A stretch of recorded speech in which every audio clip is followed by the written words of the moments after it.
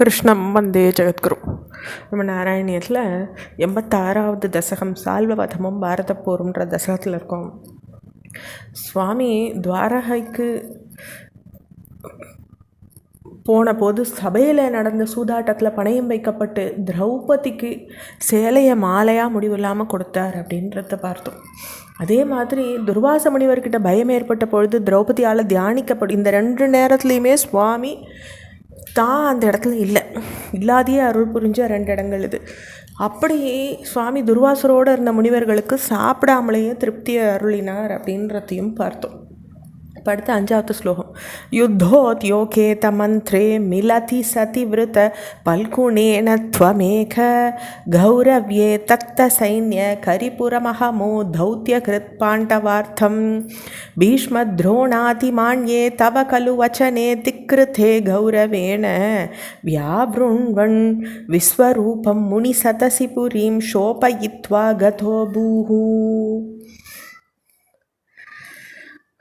அப்போ யுத்தோத்யோகேத மந்த்ரே, மந்திராலோசனைன்னு சொல்லுவோம் இல்லையா? அப்படி போருக்கு வேண்டிய ஆலோசனையை முயற்சி நடந்த பொழுது அர்ஜுனன் துரியோதனன் 2 பேரும் சுவாமியோட உதவியை நாடுறாங்க. அதாவது கிருஷ்ணருன்றவர் 2 பேருக்கும் அத்தை மகன் தானே. அப்போது அப்படி இருக்கும் பொழுது அவளுக்கு 2 பேருக்கும் உதவக்கூடிய தகுதியில் தான் சுவாமி இருக்கார். 2 பேரும் கேட்கறதுக்கு அருகதை உள்ளவா. அப்படி 2 பேரும் கேட்கும் பொழுது சுவாமி என்ன பண்ணுறார், துரியோதனனுக்கு அவருடைய சேனையை கொடுத்துட்றார். அர்ஜுனனுக்கு அவன் வேண்டியபடி தான் தனியொருவனாக உதவ ஒப்புக்கிறார். அதே மாதிரி பாண்டவாளுக்கு தூதராக ஹஸ்தினாபுரம் போகிறார். பீஷ்மர் துரோணர் முதலிவாளால் வெகுமானிக்கப்பட்டு கூட துரியோதனால உம்முடைய தூது வார்த்தை நிராகரிக்கப்பட்ட போது அந்த முனிவர் சபையில் விஸ்வரூபம் காண்பிச்சு நகரை கலக்கிட்டு திரும்ப வரார். அதாவது விஸ்வரூபத்தை இப்போ ஒரு தடவை காமிக்கிறார், திருப்பி அர்ஜுனனுக்கு ஒரு தடவை காமிக்கிறார், 2 தடவை விஸ்வரூபத்தை சுவாமி காமிக்கிறார். ஆனால் இந்த விஸ்வரூபத்தை கண்டும் அந்த துரியோதனாதிகளுடைய மனசு மாறலை. அதான் விதி. ஜிஷ்ணோஸ்துவம் கிருஷ்ணசுதஹ கலு சமரமுகே பந்துகாதே தயாலும் கிண்ணம் தம் வீக்ஷ்ய வீரம் கிமித மயி சகே நித்ய ஏகோயமாத்மா கோவத்ய கோத்ர ஹந்தா ததிஹ வதிபியம் ப்ரோஜய மய்யர்பிதாத்மா தர்மியம் யுத்தம் சரேதி பிரஹிருத்யம் அனயதா தர்ஷயன் விஸ்வரூபம். அப்போ கிருஷ்ணா அர்ஜுனனுக்கு சாரதியாக இருந்தேரே சுவாமி, அதே மாதிரி போரின் தொடக்கத்தில் வீரனான அர்ஜுனனை உறவினரை கொல்ல அஞ்சும் பொழுது அவன் மனசில் கருணை எழுந்து வருந்தின பொழுது அதை பார்த்து, நண்பா இது என்ன, ஆத்மா ஒன்று தானே, நித்திய ஏகோயம் ஆத்மா, அதாவது இந்த ஆத்மா நித்தியமானது தானே, அதுக்கு இறப்பு கிடையாது அப்படின்றத அவனுக்கு தெளிய வச்சு, கொல்றவன் யார், கொல்லப்படுறவன் யார், போரில் வதம் சத்திரிய தர்மம் இல்லையா?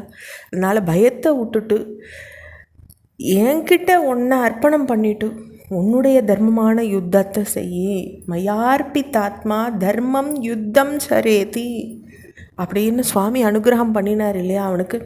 அப்போ அவனுடைய இயல்பை விஸ்வரூபத்தை காண்பிச்சு அடைய செஞ்சார் அப்படின்றது இந்த 6வது ஸ்லோகம் சொல்கிறது. அடுத்து 7வது ஸ்லோகம்.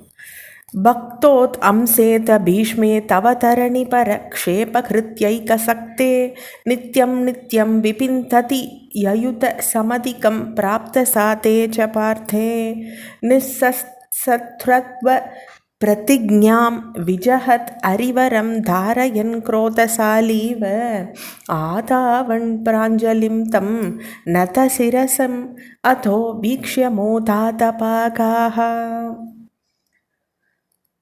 அப்போ பக்த சிரேஷ்டரான பீஷ்மர் அப்படின்னு பீஷ்மர் விவரிக்கிறாங்க. பக்தோ தம்சேத பீஷ்மே, அப்படி பக்தரில் சிரேஷ்டரான பீஷ்மர் பூபாரத்தை போக்குவர உம்முடைய செயல் ஒன்றிலேயே ஈடுபட்டு நாள்தோறும் 16,000க்கும் மேற்பட்ட போர் வீரர்களை கொன்றார். நித்தியம் நித்தியம் அப்படின்னு வருது. அர்ஜுனன் சோர்வடைகிறான். இதை பார்த்துட்டு அவனால் அதை காண முடியல. அப்படி ஆகும் பொழுது நீர் போரில் யுத்தம் எடுக்கிறது இல்லைன்னு செய்திருந்த பிரதிஜையை கைவிட்டு கோபம் மேலிட்டா போல ஒரு பாவனையாக ஆயுதங்களை சிறந்து எடுத்துட்டு சக்கராயுதத்தை எடுத்துட்டு பீஷ்மரை எதிர்த்து ஓடினீர் இல்லையா? அப்படி போடும்பொழுது பீஷ்மர் தலை வணங்கி நின்னார், உங்களை பார்த்து கை கூப்பி நின்னார். அதை பார்த்து மகிழ்ந்து திரும்பிட்டீர் இல்லையா அப்படின்னு இந்த 7வது ஸ்லோகம் சொல்கிறது. தொடர்ச்சி நம்ம அடுத்த பகுதியில் பார்க்கலாம். ஹரே கிருஷ்ணா.